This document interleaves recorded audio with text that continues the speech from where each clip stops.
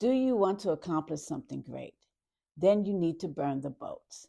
In the book Burn the Boats by Matt Higgins, he tells us what burn the boats means. To accomplish something great, you have to give yourself no escape route, no chance to ever turn back. You throw away your backup plans and you push forward. Let me first tell you who Matt Higgins is. Matt Higgins was the youngest press secretary in New York City history, on the ground with Mayor Rudolph Giuliani during the hours of September 11th. Then he served as chief operating officer on the efforts to rebuild the World Trade Center site. Then he became the executive vice president of business operations for the New York Jets. And Matt was the vice chairman of the Miami Dolphins. And he appeared on Shark Tank TV show. This entire book is about not becoming hesitant when your instinct doesn't match what the world is telling you to do. The key to unlocking potential is to embrace your highest competitive advantage. You are the only one who has the full story of your life.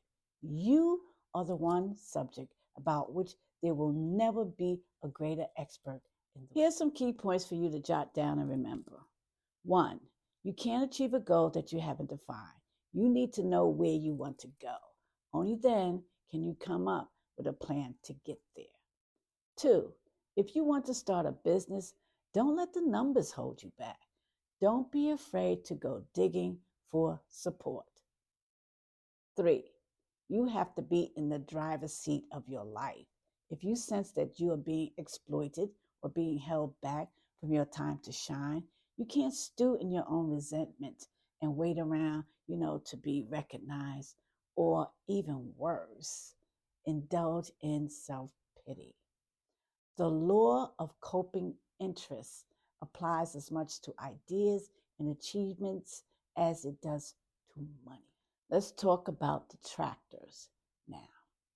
Matt tells us we can't let detractors win. To make progress in our lives, we have to ignore the negativity and pursue our ambitions no matter what anyone else is saying. Life is a constant tug of war between creators and destroyers. Creators are destined to win in the end. That much has been preordained, borne out over history. But that doesn't make the destroyers any simpler.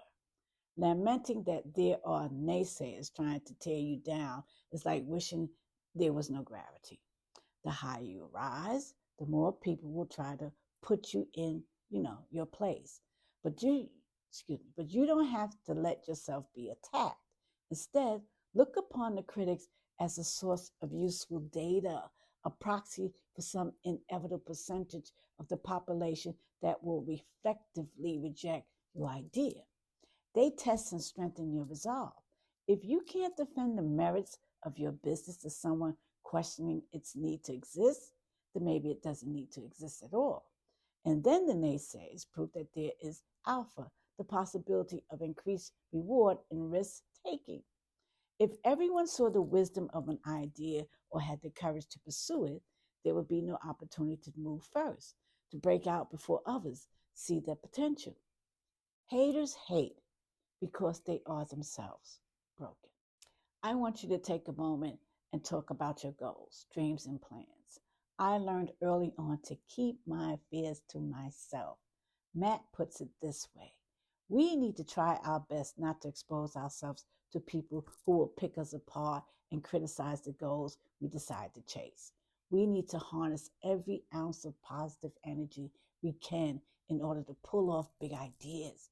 Be careful who you consult with, who you let into your circle, and who you trust with the things you value most.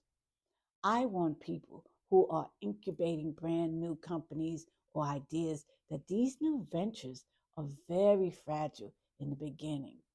Cradle your dreams with the utmost care. You need to create the right environment to stick with your plans and keep your instincts from getting drowned out. Here's something to take note of about losses. Matt says, leave the losses behind. Extracts lessons, absolutely. But once you pick over the carcasses of failure, bury it in the desert, and never return to pay your respects. It's gone for good. This is how you become a successful achiever. Here are a few more points I want to share with you. Number one, many times we are afraid to take the leap into something, like a business, but sometimes people will spot the greatness in you before you see it in yourself. They will see your strengths much more clearly than you do because they're not weighed down by whatever you might be struggling with. Instead, they are bolstered by the experience of seeing the path in front of you. Number two, anytime you are depending on someone else's behavior for your prosperity, there is risk. You should want as much control over your fate as possible, as much power to plot your own future. The safest bet is the one you place on yourself. You have the best odds in the house because you know exactly what makes you tick. That inside information is gold. Three, you can't waste your mental energy looking for a way out or an alternative plan. All of your energy needs to be directed towards your goal or you'll never reach it. At the very moment, you should be thinking, what's next? You undermine your dreams by asking, what if? If you are someone who is worried that you won't succeed, trust me, you already feel. I suggest you purchase the book Burn the Boat by Matt Higgins and read the valuable lessons of not having a plan B from Matt himself and other entrepreneurs. You deserve to give yourself a chance. Let me know what you think about the book and what principles in it you have applied. Thank you for stopping by the channel, and don't forget to hit the subscribe button. You know my thing. I'll see you.